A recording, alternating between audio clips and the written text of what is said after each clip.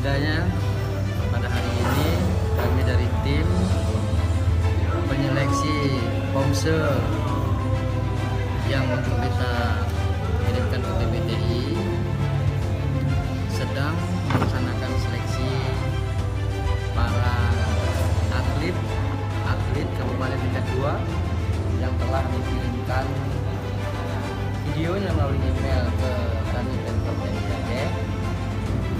Terdiri dari Pak Pekda, putra dan putri. Kami mohon dukungan serta doanya agar pelaksanaan ini dapat berjalan dengan baik sesuai harapan kita semuanya.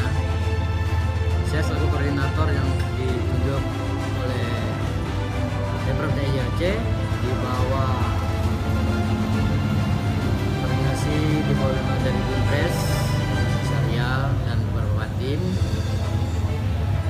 akan mencoba semaksimal mungkin dan memberikan yang terbaik untuk kita semuanya, dan akan memilih secara objektif dan profesional agar tidak memalukan Pemprov DKI Aceh. Hari ini selesai kami melaksanakan seleksi ini, secepat mungkin akan kita umumkan hasil daripada seleksi ini, yang terbaik daripada yang baik. Semuanya bagus-bagus. Mudah-mudahan ini dapat berjalan dengan lancar. Itu sementara. Mudah-mudahan ini semuanya